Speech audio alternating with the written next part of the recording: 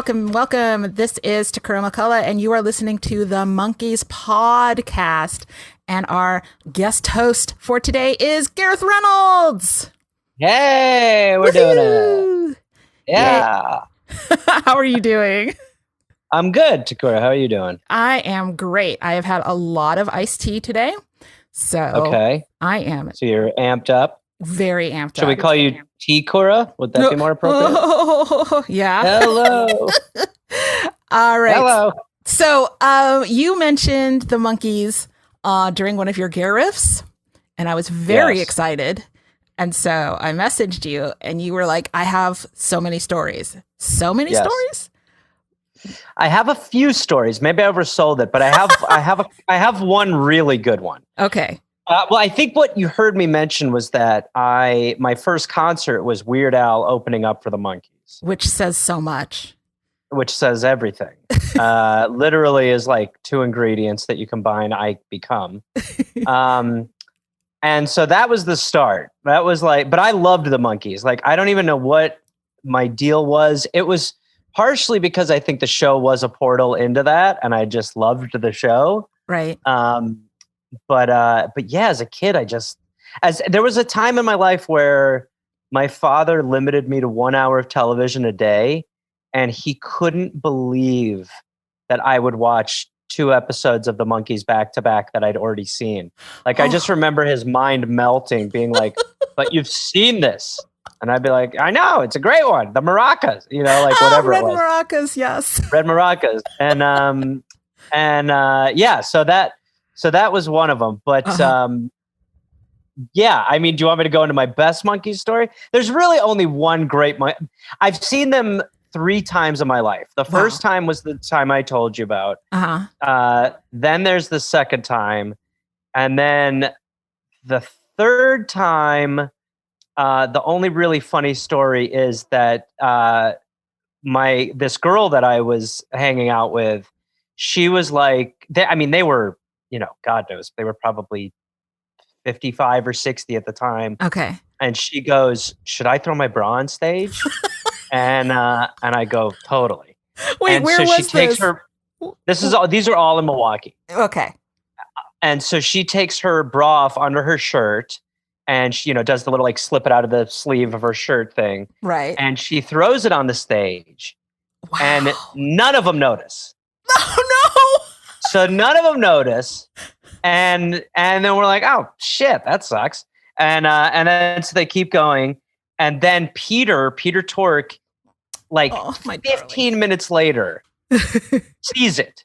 And he's like, what? Like his face, he's like, what's going on? And he picks it up and he holds it up to the rest of the guys, sort of like, this has been a while.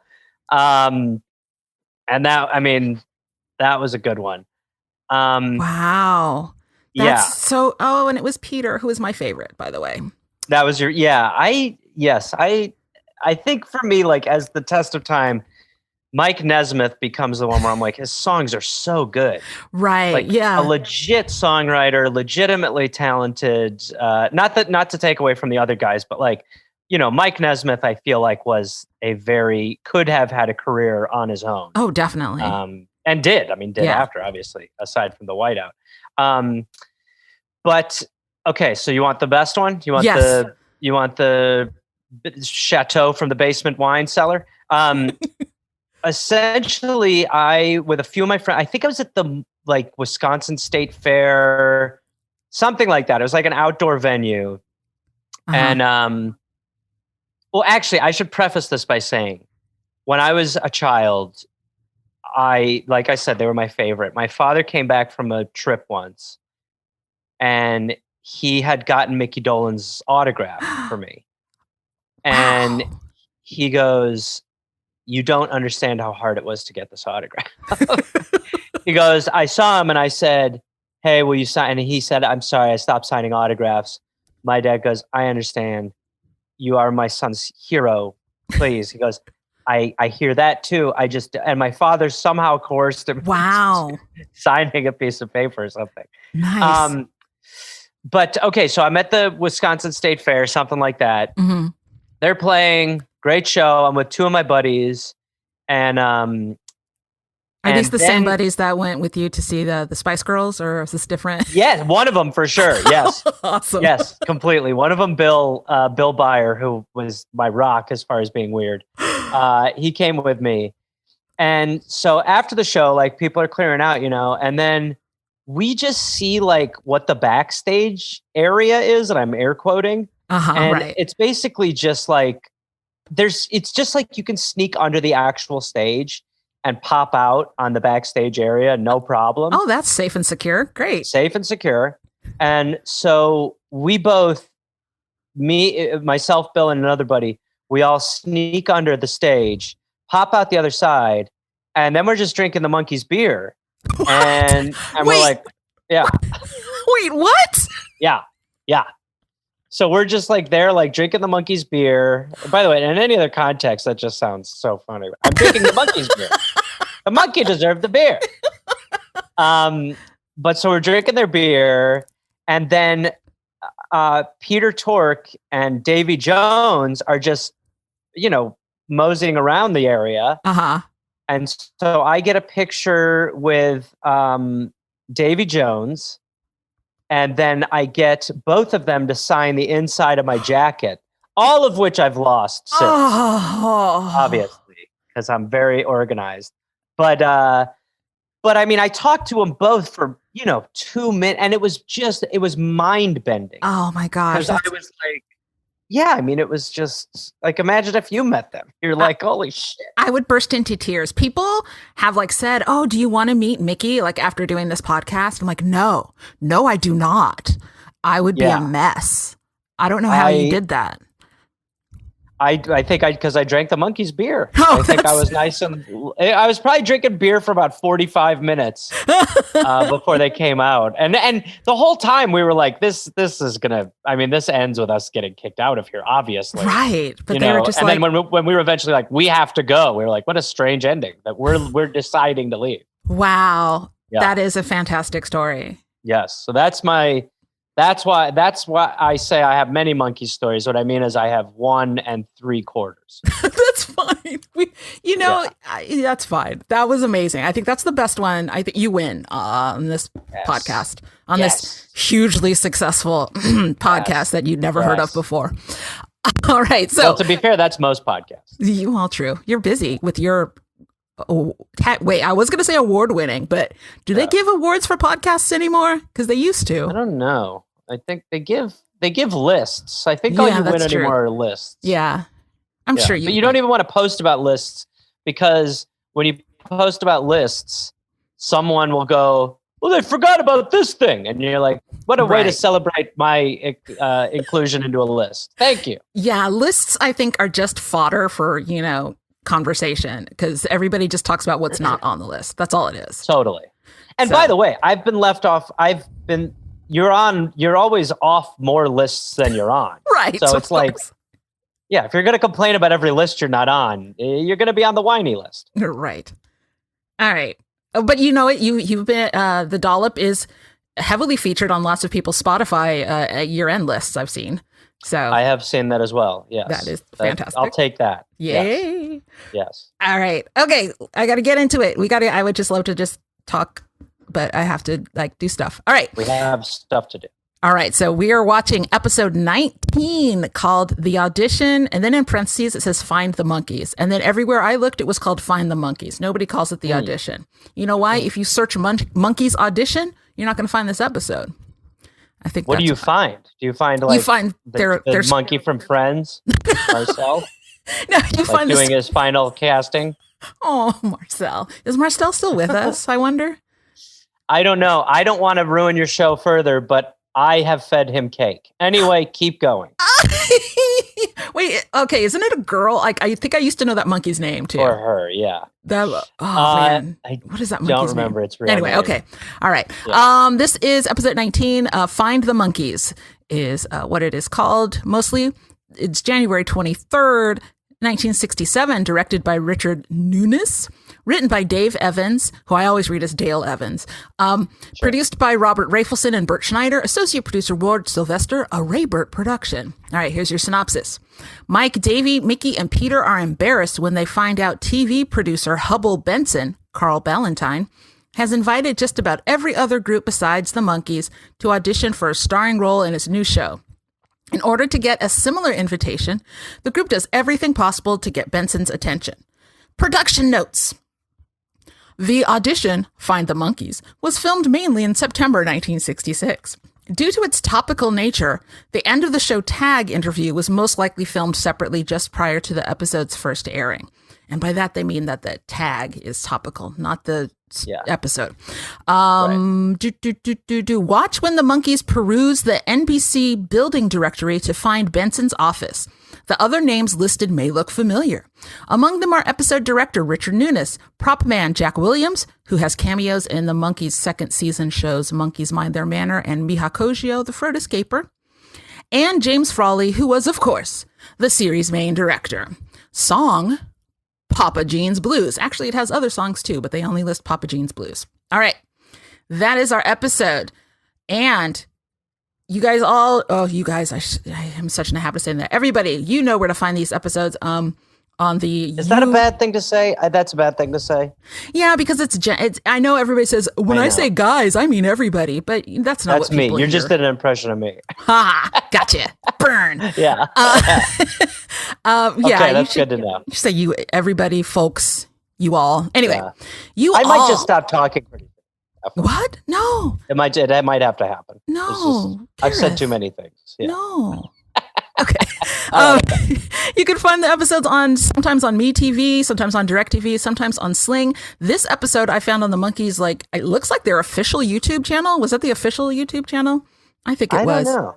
But it looked really good. It was HD and everything. Yeah, the quality is very good for sure. All right.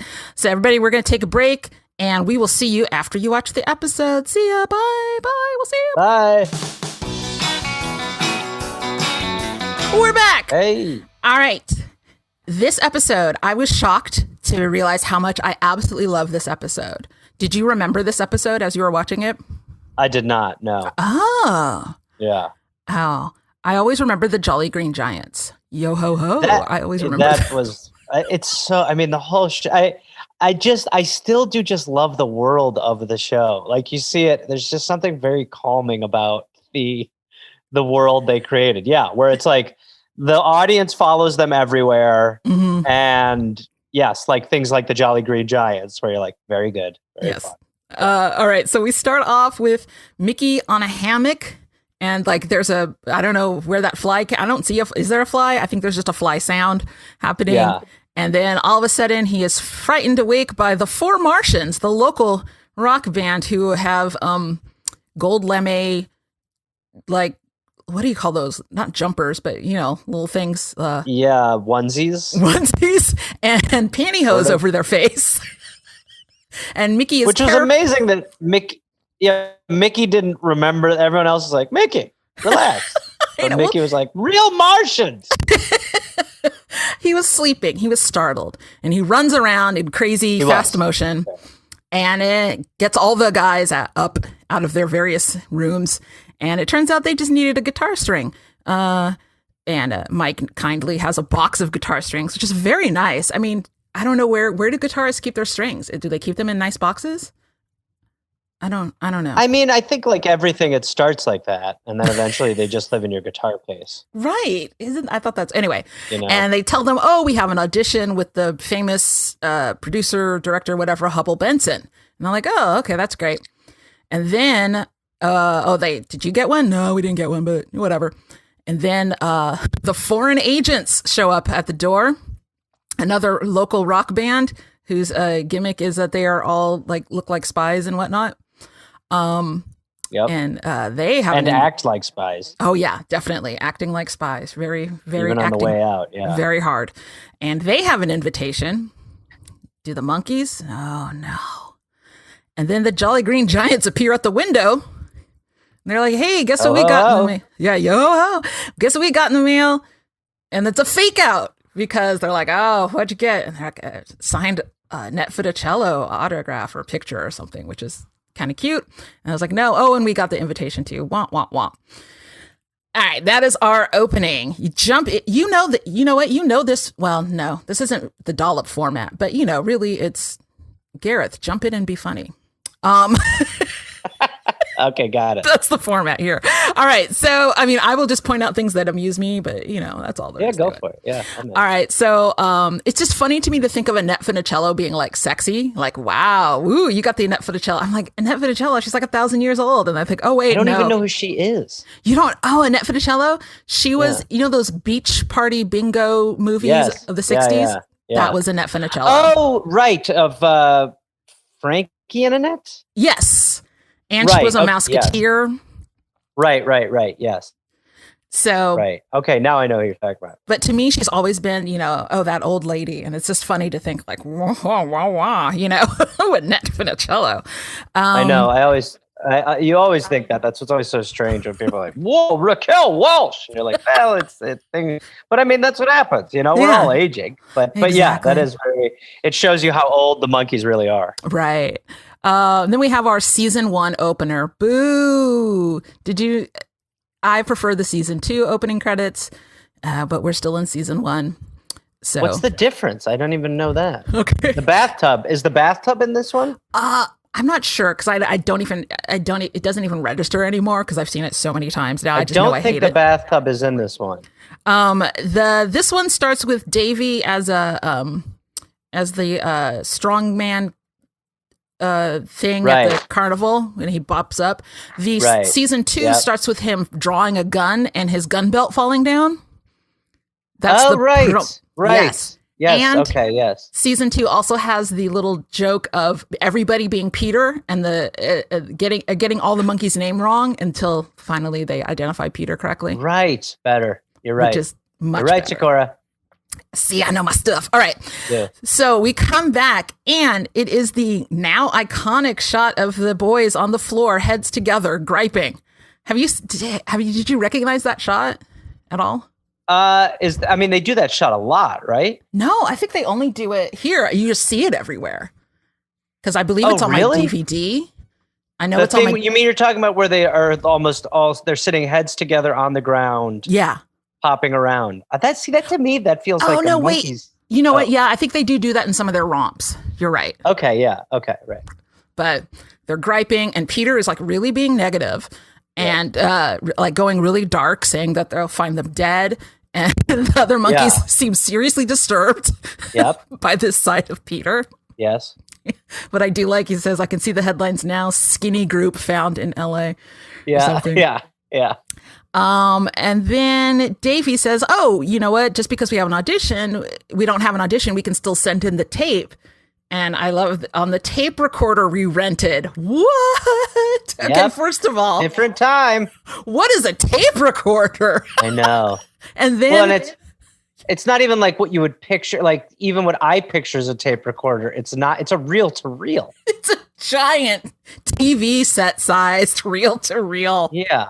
That they don't even have. They rented it. It was too fancy. Yeah. I mean, imagine. Jesus. I mean, that's why an audition was so important at the time, because you're like, we have no way to get anyone anything. You're right. Yeah, that's it. Unless you're there, screw you. Yeah. But then Mickey's like, oh, I left the tape in the recorder when I sent it back, which I would be seriously pissed off at Mickey for that. That's I agree. Awful. You'd be within your rights. Yes, that's terrible. Hey, did you have to did you audition for your for scholarships and stuff for college? Not necessarily for scholarships, but I auditioned to get into theater programs in college. Yeah. Okay. But did you have to because I auditioned for music scholarships. So I made a lot of tapes as a high school senior. No, I didn't have to make tapes. I had to do them in person. Yeah. I was not going to fly all over the country, all over the state. I was like, no, I'll just make a tape. But that's better. I went to Chicago for 2 days of pretty much hell. Wow. Yeah. See, that's even more nerve-wracking. That's why it sucked. That's exactly why totally I didn't do it. Yeah, you made the right call. Well, I did kick a hole in my mom's couch because... Well, any couch that you can literally kick a hole into deserves it, I think.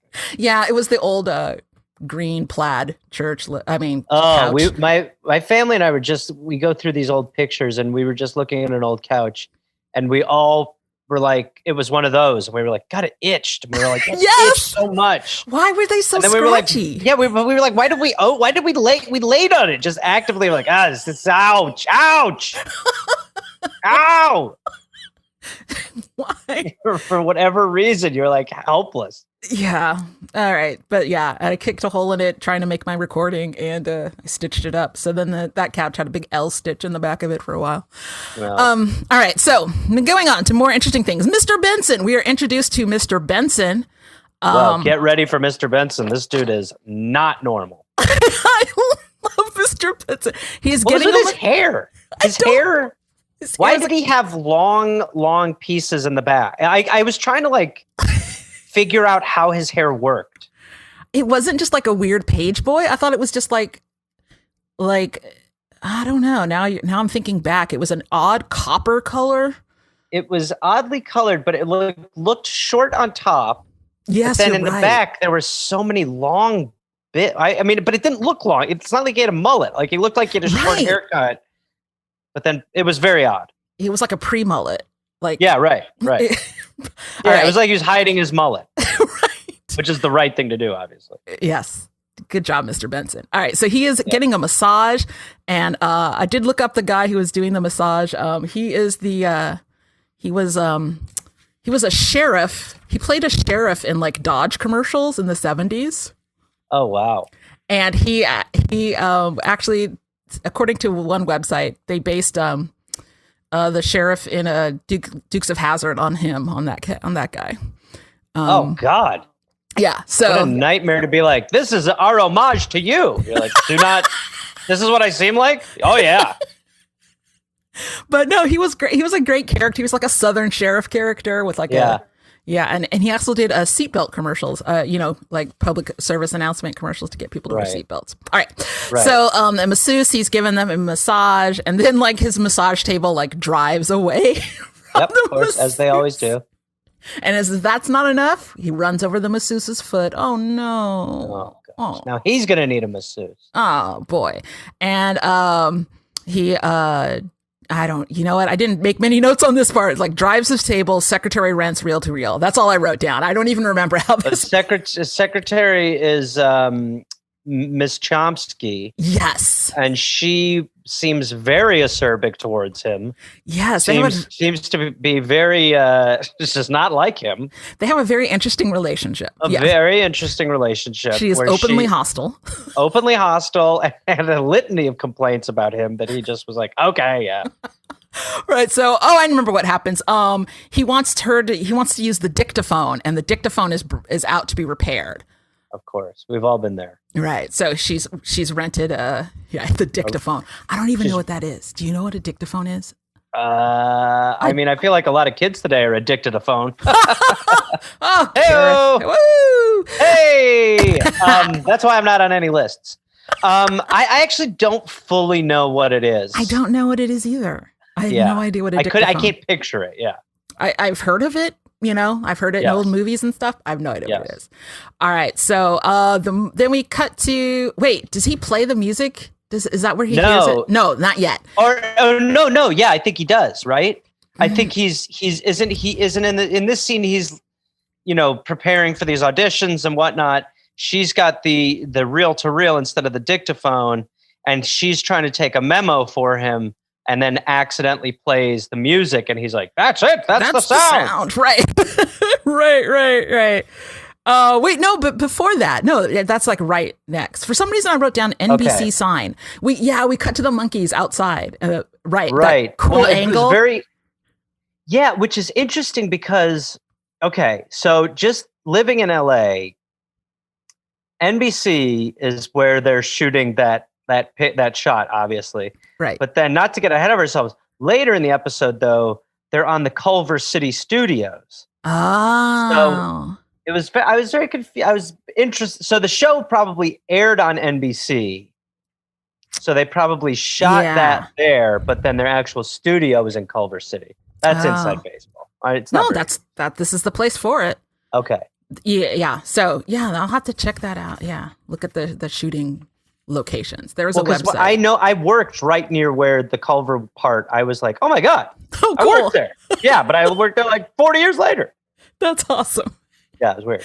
I don't recognize enough things. I moved to I LA and never I'm did. like, I'm going to recognize everything in the Monkees. I'm like, I have no idea where they are.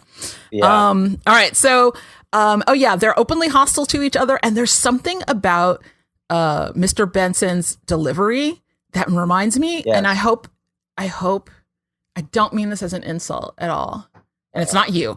It reminds me of Jimmy Pardo. There's something very Jimmy interesting. Pardo-like about Yeah, Mr. Benson. I think you're right. I think you're right. The way he talks and the way he repeats himself and says things very quickly. Yep. There's something Jimmy I Pardo agree. like about him. All right. So yes, he loves the music. And then I wrote down Miss Chomsky and Mr. Benson hate each other is what I wrote down. Yes. They clearly hate each other. So the Monkees have made their way to the NBC building. They're checking that directory that has all the names of like, oh, inside joke. Oh, Peter gets the hiccups immediately. They get into the elevator and then they get out of the elevator because Peter has the hiccups. Oh, Peter. Yeah. Because you can't audition Classic. with hiccups. If your bassist has way. hiccups, What are you going to do? Let fuck him it. hiccup with his mouth closed? No. He can't play that way. That's just No way. ridiculous.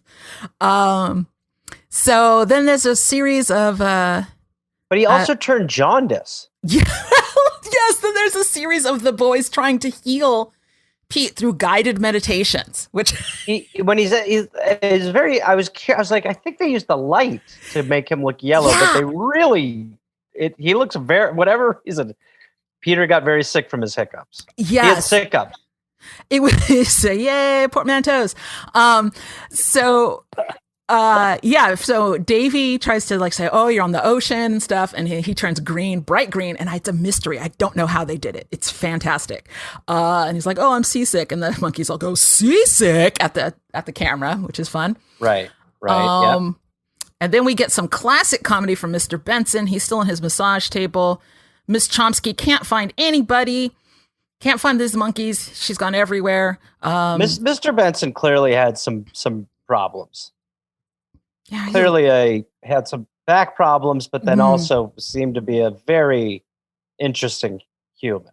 right. He's very angry and very kind of lazy. He's angry, he's high stress. But like the actor must have just been they must have just been like, this guy's great. He's crazy. That guy. Well, he was a magician, and his act was being an that inept explains it. magician. That was his act. Oh, okay. Being the magician Right. that can't do things right. That was his thing. Like a Tommy Cooper. Yeah, okay. Oh yeah. Listen to the Dollop, everybody. Hey. Because you need me to promote the Dollop. I do. Come on, Tekurah, get these numbers up. Come on, Monkees podcast a million. Let's go. I expect a bump. All right. So Benson says he says something really funny that I didn't write down. Like, if you want an idiot to get the job done, I'll have to do it myself or something. Right. And then he runs into the lamp and calls the lamp an idiot.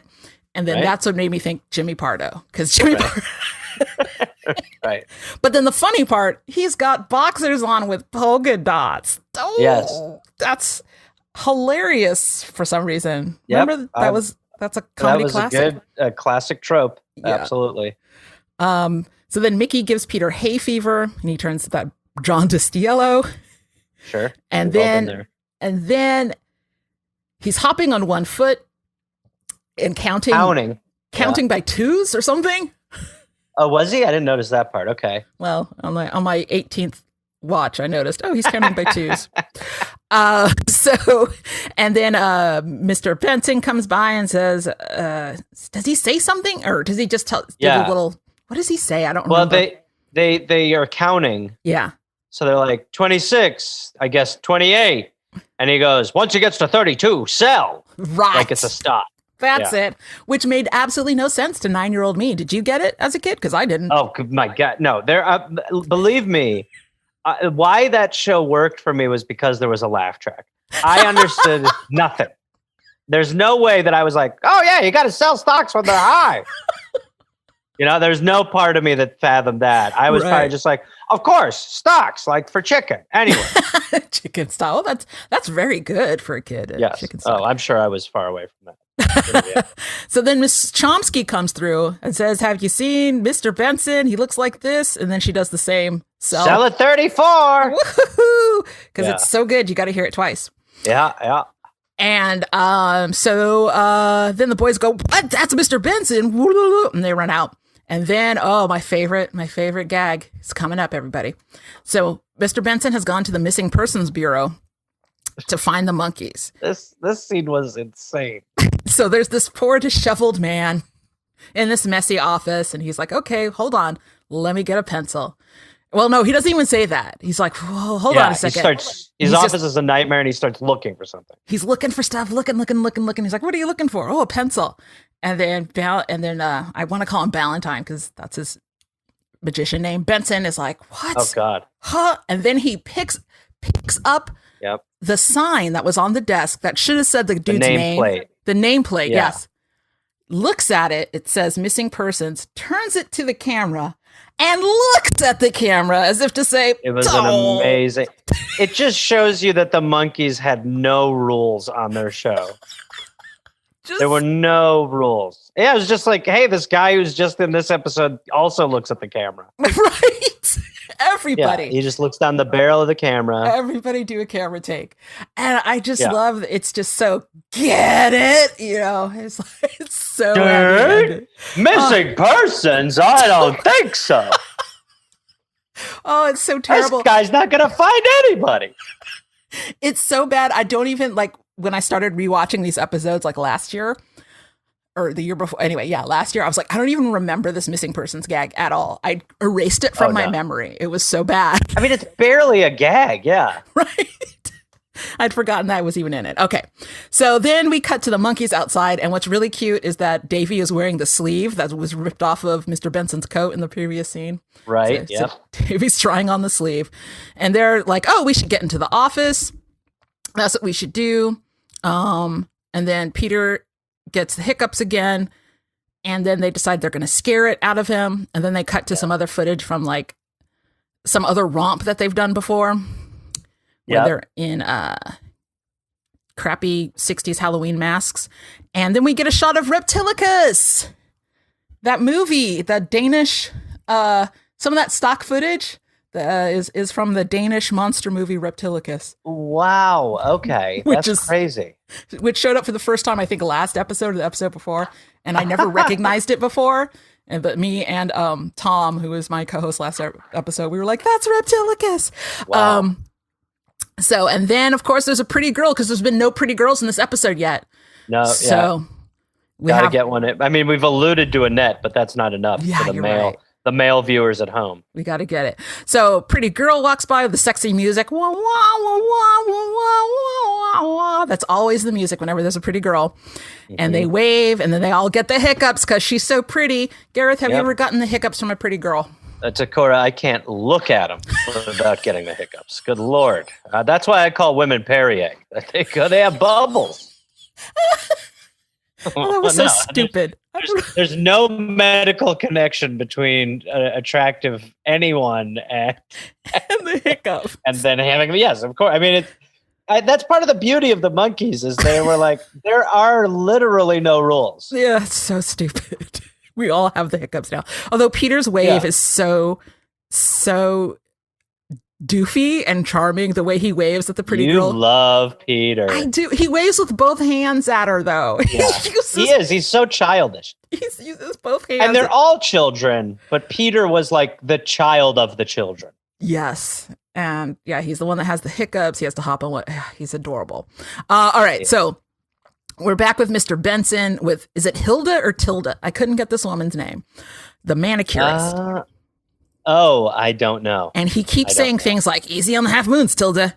Easy on the hangnail, Tilda. Easy on..." He kept saying easy on the half moons. And I was like, what is he talking? And then I was like, his nails are half moon. Yeah, right. Half moon shape. He says that about 15 times, and it's not really funny the first time. No, it doesn't get funnier, right? Doesn't get funnier. You're sort of like, I miss the missing person scene. Right. Oh, so that part doesn't work. And then the reporters are going to come. The reporters are going to come, and Mr. Benson's like, "Oh, why am I so stupid? Of course, this is a great story." And how am I so stupid? What does he say? What's wrong with me? That's it. What's wrong with me? This is a great story. And that Miss Chomsky begins to list every single thing that is wrong. Right. Mr. Benson. Which she's already, I believe she sort of did earlier. Right. And I believe we're pending on the final. So there is a rule. There's a rule of 3 at play in here, I think. Yes. Right. So the Monkees decide, oh, wait, they're walking away. And now they have their instruments with them, by the way. Who knows where their instruments were before. They've got like big old cart with the drum set on it. And they're walking, and then they pass a phone booth. Hey, remember those kids? Phone booth. Those were the days. And they're like, wait, we could phone in our audition. And so... Well, that's a bad way of putting it. That sounds like they don't want to do it properly. You're right. They're like, we can call and audition. Right, you're right. I should not say phone it in. But that's literally what they're doing. They're phoning it. Tekurah, there's rules. No. All right. And so then we cut back to Mr. Benson with reporters and black guy alert. There is a black man in the room. They're one of the reporters. Oh, my Lord. Who has lines. It's just, they must have, like the white actors were probably like, was there some sort of mistake? We're white actors who are not speaking. The black man has what the hell?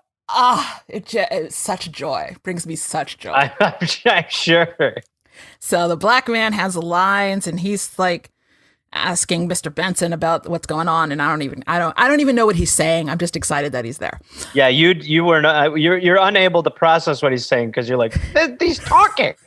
Look, like you're talking over him. You're like, they're letting the actors allowed to talk. Look at him. He's speaking. He's got a suit on. He's a professional. I'm the Monkees. Yeah, he's not cleaning shoes or anything. He's treated as a peer. It's fantastic. And so then we go back to the Monkees, and Mike has called supposedly Mr. Benson, and they start doing "Sweet Young Thing." Great song. I mean, really, that is also part of what is really good about the show. I don't remember hearing that song, and that song was really good.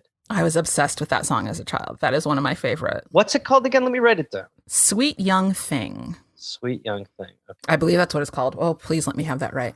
It's okay. Either way. Let me check. But yeah, really, really good song. And Pete is stomping his foot and leaning on the. And Davy's job is to. Also, I always loved the way that Davy, Davy obviously never played any instruments. So they would always find maracas or tambourine. Right. But in this one, Davy is playing the maracas, but he's also holding the phone in his mouth. Yes. Which just, in disgusting. Today's world, you're just like, no. So uncomfortable. It's just, Davy, you're going to get COVID. Davy, no. Davy, no! Oh, Davy, please. God, it's so gross. It's funny. Yeah. It's cute, but so disgusting. Yeah. So, oops, that was the wrong Benson.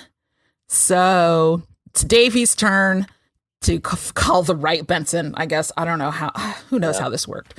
And Pete has wait, is that when Pete has the money on his boot, or is that later? I think that's later. All right, so that's a moment later. This is also, you're also seeing a line start to form, and irritated people needing to make very important phone calls are there, which leads in a moment. I won't spoil it, but to arguably the weirdest moment in a weird episode. So yeah, there's a very large man in a suit and glasses and a hat. We can guess who that is. And then there's a lady with a giant blue hat. Did you see the giant blue hat? Yes. It looks very like large. A policeman, a Bobby uniform hat. Yes. It looks yeah, right. Yeah. She's exactly. Very tall. Yes. So yeah, then I wrote Davey has phone in mouth. And then the big guy in the suit is very impatient. He is indicating his impatience very much. But the Monkees are like, what could be more important than this? So then they need more money for more minutes. Davy complains to the operator, and then she does the old, "Can you play Melancholy Baby?" which used to be an old joke that you'd hear constantly. Do you know Melancholy Baby? Yeah, no. You never heard that? I don't think so. I mean, not by name. I don't know. Yeah. Anyway, so yeah, that's an old thing. And then finally, Davey says, "All right, mate, it's all yours." Because the boys take off. And guess who that guy in the suit is, everybody? It's Superman! He gets into the phone booth and he begins trying to change, but he can't for some reason. And it's all open. And I thought Superman was supposed to change when nobody could see him. And there's no glass in the frickin' phone booth. So when he pulls open the door, he puts his hand through where the glass should be. That bothers me. All right. And then he can't get out. Right? He's Superman. He's fucking wherever he's headed. They don't need him. This is not the one you want. It's over. He's been waiting for the Monkees. We need to send him back to Krypton. Send us a better one. He is a terrible Superman who can't open a phone booth. Yeah. Also, it's such a weird scene and just capped with the weirdest cherry on top. I love it though. I know. Yeah, it works. But you're like, what the hell? All right. So we're back at the pad. It's morning, I guess, the next day. Oh, shoot. I forgot to write down the name of the dummy. Why do I always forget his name? I was like, what is this? Gosh, it's named after somebody on staff too. I should know it. Wow. It's a very weird thing. All right. Everybody hates me now because I can't remember the name of the dummy. It's like so weird. You remember in Rocky 4 when Rocky had a robot and you're like, this is crazy. No. It was just like the robot was like, do you need lemonade, Rocky? And you were like, what is happening? Okay, I've never seen Rocky 4, but now I have to. Tekurah, get into it. There's you're like, yeah, it's not in there a lot, but like there's just a scene where you're just like, Rocky's so rich that he's like, oh, here's my robot, and like the robot is just, it's like it was like right when robots were being envisioned as a reality potentially, and it's just way off of what a robot would ever be. It was like he has a butler robot. But that's what that felt like go ahead. What's his name? Mr. Schneider. That's his name. Mr. Schneider, the poker dealer. Yes. So, anyway, I'm sorry. I interrupted your... No, I was going nowhere. It's just one of those moments where you're like, what the hell is happening? This is what computers will do in the future. They'll just serve you lemonade. Yeah, right. So they're playing, Davy and Peter. I wrote Davy and Peter are so cute because everybody's in their pajamas. Yeah. And Peter is on the hammock that Mickey was on earlier. Yeah. And he's reading the paper and such political commentary, everybody. So Peter is giggling at the paper. He's like, oh, this guy hits this guy and this guy hits this guy. And Davy's like, oh, what cartoon is that? And he's like, oh, what cartoon? It's I don't remember. What does he say? It's it's like the editorial. The editorial page. I'm like, ooh, counterculture. But then Davy is like, you're so weird, Peter. Which I was like, your whole world is weird. I was like, look at your two other friends. A dummy is stealing them cards from his pocket. You think Peter's weird? Peter's the most normal thing happening in your house. No, Mr. Schneider always plays cards. What are you talking about? Uh-huh. He sometimes has lines too, which is nice. Of course. And then probably more than the black guy. That was an ugly laugh I did. You made me ugly laugh. When Peter it swings and hits Davy a couple of times, and that smile he gives him is so cute. Okay, what? Listen to you. It's adorable. It's in HD. It's in HD. It's true. It's so beautiful. So then Davy sees the headline. He's hey, and then hands it to Mike because Mike's the dad and he has to read to the class. Yep. And it's the reporters have reported that Bensen is looking for this group, and they're like, gosh, he can't find a group, and we I don't know. I can't further depresses them. Yeah, they're like, and we can't even get an audition, and that group doesn't even want to be found. That's what they say. Right. What I did notice though is that the headline is actually there. You get a glimpse of the paper, and I'm like, oh my gosh, it actually says what they're saying. Oh, that's funny. That's good attention to detail. Yeah, I was like, wow, they really did there. All right, and then Peter actually solves it. He's like, well, if he doesn't know who he's looking for, we could be them. We're like, oh, there's so many different kinds of groups. And he's like, how many different kinds of groups could there be? And they're like, what? And we have our romp, ladies and gentlemen. Papa's Jeans Blues is playing. The boys are showing up as different kinds of bands to harass Mr. Bensen. It's wacky. Oh, it's wacky. It's exciting. They're on a massage table chasing him around.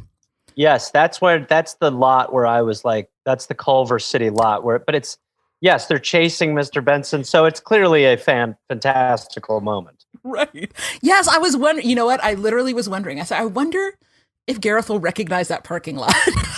Yeah, honest to God, when I worked on Arrested Development, it's like, I'm not trying to make your podcast, unage appropriate or anything. But I used to smoke pot out there. Like I smoked pot out there every day. What? Pot? Oh my God. What? I know. This is a clean podcast. It's the gateway drug. About I'm aware. A rock band in the 60s. We never a very clean rock band in the 60s. Well, season 2. Yeah. Not the Yardbirds. Season 2 gets a little weird. Okay. Okay, fair. But yeah, I was like, holy shit. I mean, it's right where I worked. That's crazy. That's so cool. It was weird. It is cool. So, and then we cut between them, and it's a country band, and then some kind of stripy. What does that look? They have those stripy suits with the hats, with the little straw hats. Seersucker. Yeah, and they're chasing them on bicycles. Yeah. And then there's a marching band. Of course. And Mike looks insane as he's marching out of the elevator. Yeah. He's got this insane grin on his face. And then they ambush him upstairs. He gets on the elevator thinking, whew, I got away from that crazy band. No, they're up there too. Oh no, playing violins in like some kind of Romany kind of outfit. Yep. What we would, then they would have called them a gypsy band, but we don't say that anymore. Nope. Okay, so... Oh, and it cuts between, and did we get the wink on this one? Because there's like like them on stage, supposedly with a purple background. And I don't think the wink is in this one. I don't know. I don't think we see the wink because Mike winks at the camera in one of the performances with the purple background, but I don't think it's this episode. Sorry, Mike fans, no wink in this episode. So Mr. Benson gives up, decides to hold auditions with the other groups, with the 3. By the way, when you say the other groups, literally the 3 other groups. Right, they say the 3 groups. It shows you the budget they were working with when they were like, and we'll have the same guys. And some of those guys were like the stand-ins, like the Monkees stand-ins, by the way. Oh, wow. Yeah, so that's crazy. That's amazing. So you have the Martian band, you have the Spy band, and you have the Jolly Green Giants all in the waiting room. Yes. Being insane. Making a ruckus. Yeah. And so the Jolly Green Giants are first, and I love the way they line up. They line up like a kindergarten class. Right, yeah, one after another. Exactly. And then they yo-ho-ho. And then Ms. Chomsky tries to start the tape recorder, and the Monkees are playing. They never took the tape out, I guess, from last week. Oh, and apparently Ms. Chomsky has not learned what the record button is yet. And all the time that's passed, she keeps hitting play. She's still like, which one's record? So the Monkees and then the Jolly Green Giants, like, oh, we know them. Yeah, they kind of suck. But they're down at the beach. And so they're like, oh, we're going to go get them. Ah. And we cut to Davy, and I meant to look up what this instrument is. It's like a double-belled baritone. I don't know. And Davy's playing it very poorly. But poorly in a way that lets you know that he probably really knows how to play it. Do you think? I feel like Davy didn't know how to play anything. No, Davy was actually a percussionist. He was actually a drummer. Oh, was he really? Yeah, he could play the drums. Interesting. But they wanted him out front because he's the cute one. Yeah, he is very cute and tiny. So, and I think he's an actual monkey in many ways. Tiny, he's like a capuchin. Adorable. Yeah, exactly. Long hair. Good with cymbals. So then Mr. Benson and the 3 bands come in. They hear them coming first. They're like, it sounds like the Foreign Agents. No, it sounds like the Jolly Green Giant. Anyway, so they all come in. They're chasing Mr. Benson in. And it's like, say you're the Monkees. Say you're the Monkees. Okay, we're the Monkees. And Miss Chomsky says, Eureka. And Pete says, no, we're American. And so he's like, play. And so they start playing, and Peter is adorably dancing as he plays that bass. Yep. And Mr. Benson says, oh, you guys are going to be stars. And Mike looks at the camera in his joy, by the way, in case you blink and you'll miss it. Yep. And then he's like, how does that song go, Miss Chomsky? And she sings it. And then Mr. Benson is like, wait, this is the sound. Quite a twist. Oh, and it's Miss Benson. He's like, what's wrong with me? And then she The whole Number time, 3. the music that he wanted was right there under his nose. Right there with Miss Chomsky. La la da da dee dee doo doo doo. Because that's a hit. Yeah, That's a hit. I haven't been able to get it out of my head since. La da dee dee da. That's my head. So, and then he says, "What's wrong with me?" And she begins listing again all the things that are wrong with Mr. Bensen as they walk out of the boys' house. And then Davy hits Peter for some reason, and there's a sound effect for it. Yeah, gotta end with a bang. But we're not over yet. This is the longest episode ever, everybody. Very strange too, because it definitely feels like that's the end of the episode. Right. Yes. But then we cut to the monkey mobile, and the boys are tooling around in the monkey mobile, and Peter's like, you know what? I was sad, but then I was like, $100. That's not too bad. And Mike's like, we'd miss out on a lot more than that. It wasn't $100 gig. What? Really? How much? Like maybe $5,000 a week. And Peter freaks out. What? And then he disappears. Yeah, he vanishes. And then we get the take to the camera. He's gone. He's gone, which my sister and I used to do around the house. And then we're back. Guess where we are, everybody? We're back to the Missing Persons Bureau. That's right. And the guy's looking around like, what is he? They describe Peter, of course. Yeah. That he has not hay how fever. You would describe him. No. You'd be like, he's perfect. He's an angel baby. He is an angel baby. He is. They say he has hay fever and he gets seasick. And the guy starts looking around. They're like, what are you looking for? He's looking for a pencil. And the boys start throwing papers around the room, making a big mess because they're wacky, helping the dude look for a pencil. And then you think, oh, well, that's clearly the end of the episode. But no. No! This is the craziest ending. Then we get the interviews. And it's so crazy. All the little girls are like, ee, because now they see them like hanging out and stuff. And by the way, Mickey always hated these, by the way. So if he comes across. Mickey's always like fidgeting and looking at his watch and stuff because he always hated these things. So, and they end up talking about, first they ask, do you get into fights? And Davy has a fun joke about big guys in Hawaii making fun of his hair.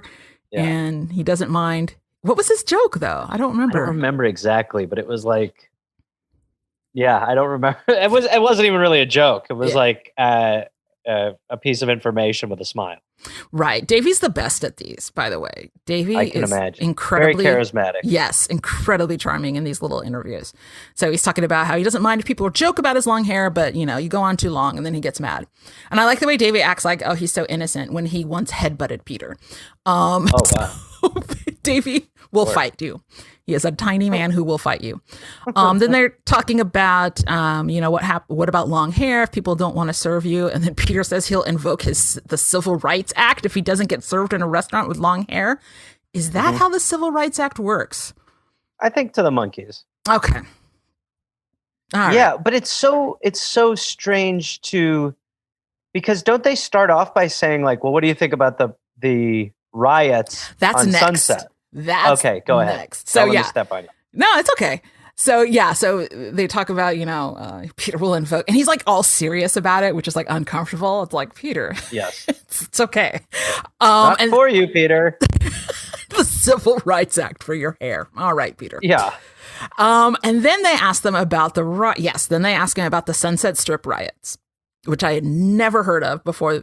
No, this episode. It's not something that comes up often in history class.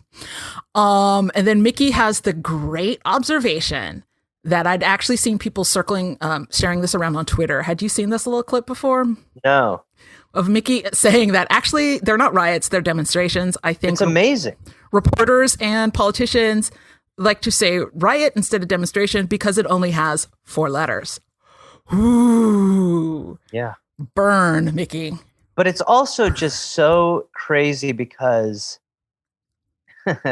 it's frustrating because it shows you that the lame ass rhetoric that keeps being invoked to make people feel like demonstrating is bad and that demonstrations are the problem, that rhetoric is not only has been going on for so long, which is known, but that it's the same tactic. Exactly the same. It's just like, it's insane. It's just insane. You know, and I'm sure this is what you're about to get to. And I'm sort of going like, well, what are they rioting about? Like, I'm sort of attached to the Peter civil rights talk earlier. So I'm like, okay, what, it's like 60s ish. So what are they rioting about? And then you're like, wait, what? Yeah. It's about the curfew, the 10 p.m. curfew. Yeah. So yeah, because like too many kids, I kind of looked it up a little bit.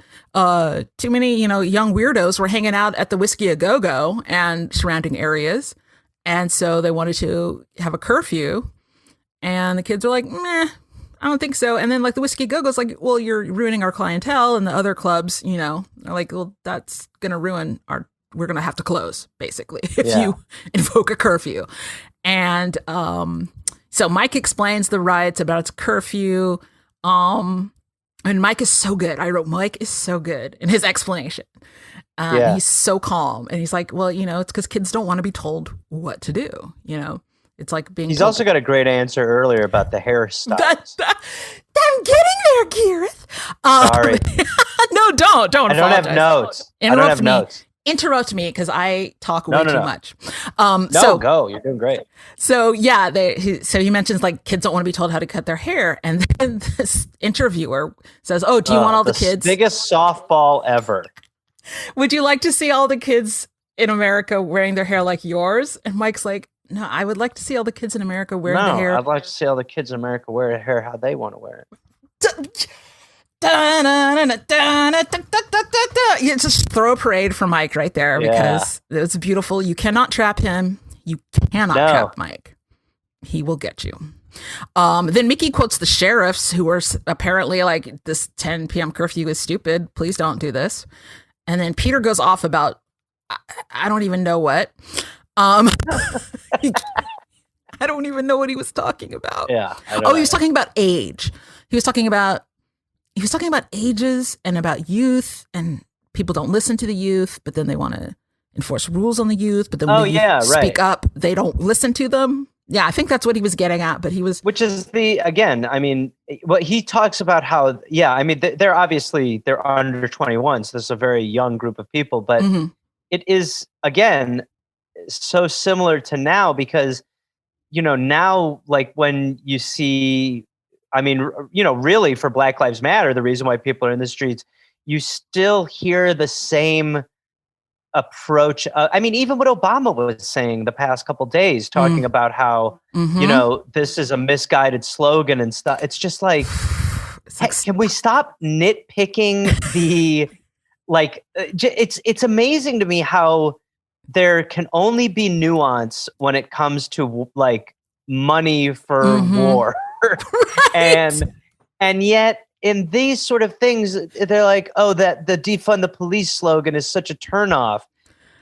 It's just the same shit because you are just like, yeah, you're right. It's not extremely nuanced, but how about it's followed up by points and a conversation that have been explained over and over and over again. Yes. And you just keep pretending you haven't heard it. Right. Deliberately obtuse. Yeah, exactly. It's so frustrating. And then, all right, we got real serious, so I got to get back to lighthearted stuff. Okay, sorry. So no, don't apologize. It's fantastic. So Davey, I just feel awkward going, yes, you're right. Black Lives Matter. Anyway, let's get back to Davey. Davey. Shifting gears back to Davey's maracas. Red maracas. Yeah. So Davey says, well, you realize I haven't been saying much. I've got to keep quiet because, it really doesn't matter what I say because I'm under 21. Boop, boop, boop, boop. And then that's the end of the episode, ladies and gentlemen. That's why you're right that he's great for those. He is the best. Because that is a tense subject that there is, like, obviously Peter's on his own planet. Right. But the stuff that Mickey and Mike are talking about very seriously, like, I don't know what your out would be like. Okay, great. See you later. But Davey's like, hey, I'm a little boy. I'm very charming. Oh, charming. I'm under 21, so nobody cares what I say. Nobody cares what I say because I'm under 21. It's come full circle and cut. And it's beautiful. And well done, Davy Jones. Yep. Bless you. So that is our episode. I love this episode. I love all the episodes. This is one of my favorites. I can't say that, but the music is so good. So it's my favorite songs. Papa Jean's Blues is one of my favorite songs. So good. Yeah, it's all. And thinking about my favorite performer, have you picked out who's your favorite performer in this episode? Yeah. Okay. Yep. Who is you can go first because I still haven't decided. The black guy. It's just, as you said, I was like, that's very progressive. I mean, which is such a shame. Right. No, I would say Mr. Bensen is insane. Yes. And I'm not sure if he was ever directed or gave a shit, but that was as far as like most thoughts paid while watching to a character, it would be him. Yeah. Yes. I was like, what's with his hair? What's with his disposition? What's with his world? The half moons. What the hell is going on? Yeah, Tilda. The half moons, everything. Yeah. I was looking at the stuff on his massage chair. He's got a phone and like an ashtray. It's the two musts. It's insane. So I was going to go with Mr. Benson, but I'm feeling, I don't know. You know what? I think I'm going to go. I think Peter had a lot to do this episode. Shocker. Tekurah Peter. I don't think I've ever called Peter as one of this is like the first time. 19 episodes. Really? Yes, this is the first time. I usually pick I'll back off. A guest character, but no, it's Peter because he's got to hop on one foot. He's got to pretend to hiccup. He turns different colors. Yellow. Yeah. He actually, I will say, he had a very good fake hiccup. Yes. Yeah. It wasn't hiccup, which a lot of kids do. Or like, it's hard. Like he did it. He was very competent. Although it did bother me as a kid that he's hiccuping too frequently. I was like, no, nobody's hiccups are that frequent. There's a longer pause. Because that doesn't work for comedy, stupid. I like how you're a doctor. Nobody's hiccuped like that before. I was very, very, what's the word? Annoying as a child. Yeah, so I'm going to go with Peter because he had so much, and then he waved at the pretty girl and then he was cute on the hammock. Oh my gosh, just the best. Okay. Looks like you're falling in love all over again. Before we go, there is a game by one of my friends whose name I forget whenever I want to credit him with coming up with this game. It is not Fuck, Marry, Kill, because that's gross. It is Park Coffee Shins Bank. Gareth Reynolds, comedian Gareth Reynolds, comedian and podcaster Gareth Reynolds. That's better. Which monkey would you like to go to the park with? Which one would you like to have a coffee with? Which one would you kick in the shins? And which one would you rob a bank with? Park, coffee, shins, bank. Okay, well, let's start with bank.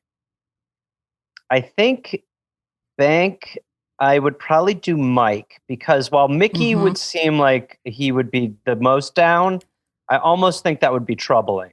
I think you'd want the calm demeanor of a Mike Nesmith. Yeah, Mickey might trip over something and things will go wacky. And just be like, give us the money, but you like say too much stuff. And I'd be like, all right, Mickey, slow down now. Let's just get the cash and get out of here. Right.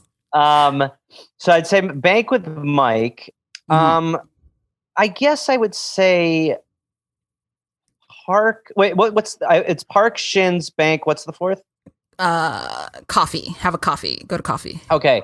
Coffee, I would probably want to do with, I think Mickey. Because you get a very good sense at the end there that Mickey seems to be the sort of Lennon-esque figure in John Lennon, obviously, not Lennon. So I think a coffee would be, get a little caffeine in him, see where that takes you. Oh yeah, that's a good time. Shins.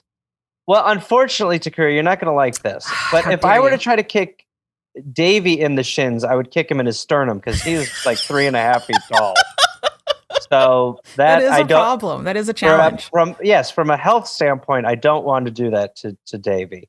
So I'll go Peter Shins because I also think Peter would be cool. I feel like I could talk myself out of the shin kicking with Peter. Yeah, exactly. He would understand it, and he'd be down for a shin off where he kicks me in the shins. And then who better to walk through a park with than little Davy joke. He'd be singing and dancing. Yeah, he'd be up in the trees. Look up there, it's a space rocket. And I'd be like, Davy, get down from there, you little asshole. We're supposed to walk. Oh, Davy. Yeah. Excellent job. Excellent answers. Thank you. Fantastic. All right. So you have been listening. Oh, well, Yeah. Blah. Oh, I'm trying to do 5 things at once. Okay. Well, stop. Before we go, comedian and podcaster Gareth Reynolds, where can people find you? You can find me on the Monkees podcast. You can also find me on the Dollop or Point versus Point or my podcast at Reynolds Gareth on all social media. And every Thursday night, I do improvised stand-up from my home called Gareth's that you can watch on my YouTube, which is youtube.com/Gareth Reynolds TV. The most, not credits. Is it credits? I don't know. That was the most from any of my co-hosts. Plugs. Yeah, plugs. It's more annoying. The most plugs. Credits. No, it's like a real podcast now because you had real plugs. That was very exciting for me. Actual, yes. So, this has been the Monkees podcast. Because you're not sure, you can't look at your phone and see what you're listening to. Please subscribe, leave a rating and review on Apple Podcast, or send me a nice note on social media at Monkees Podcast, like there it is. Presley Pettit did on Instagram. So sweet. She said, "Hi, Presley, I recently starts listening to your podcast and absolutely love it! ! I'm 16 and have been a fan of the Monkees since I was little." Oh my God. What is she talking about? She was little. And my since mom, we were little. Right. And my mom recorded the episodes from her VHS tapes and I watch them all the time. And your podcast has brought back lots of nostalgia. Aw, Yeah. that's awesome. That's so sweet. It's also so nice that it is that it still resonates with the younger people. I think Exactly. It's so weird to me when I go onto Monkees fan sites and stuff and I see teenagers playing a guitar and singing a Monkey song. I'm like, what are you doing? Yeah. Don't you know who Linkin Park is, you little squirt? Get out of here. And then Get out of here. Oh, it's awesome. All right. So great. Also support the show by getting official podcast merch at dragonwagonshop.com. And that's going to do it. That's episode 19, everybody. Thank you so much, Gareth. Thank you so much for having me, Tekurah. I appreciate it. This was fantastic. And everybody, watch Gareth's. It's a joy. And it's regular. It happens. Not like this podcast. This podcast, which happens whenever I remember to do it. Yeah. No, Gareth's is every week. Boom. You can rely on it. I've signed a contract. It will never end. With who? The devil. I don't ever know. Oh, anymore. no. Mike can get you out of that. I'm living in a Monkees plot. Oh, no. Call Mr. Mike. Benson makes me do it every Thursday. Oh, no. Where's Miss Chomsky? You know him. Oh, he fired her a long time ago. She complained too much. Oh, or wait, no, she became a rich rock star for her song that goes la la la la la la la la la. Okay. Yeah. All right. Bye, everybody. We'll see you next time. Bye. Goodbye. Hey, people. Hey everyone, Jake Lloyd here. I just wanted to take a quick moment to tell you about my debut feature film, Pinch. Pinch is the story of 2 strangers brought together by the chance to own a rare and valuable sports collectible, but to do so, they're tasked with stepping out of their comfort zones and onto a baseball field. It is a story about love, family, how we define success, and how sometimes it's hard to look beyond our own insecurities. Pinch is what happens when the Sandlot grows up. I made Pinch with no budget, no crew, just a ton of heart, and I'm thrilled to share it with you. You can rent or buy it digitally on Amazon or watch completely free on Prime Video. Visit pinchmovie.com and follow @pinchmovie on Instagram for more info on this charming little indie movie that means so much to me. Thank you so much for listening to Dragon Wagon Radio. I appreciate your time. Now let's hear that awesome little network stinger that comes at the end of every show. Hey, you know what? That voice of the little network stinger, that's Tony Wayne, star of Pinch, now on Amazon. See what I did there? Okay, bye. I love you. Thank you so much. Pinchmovie.com.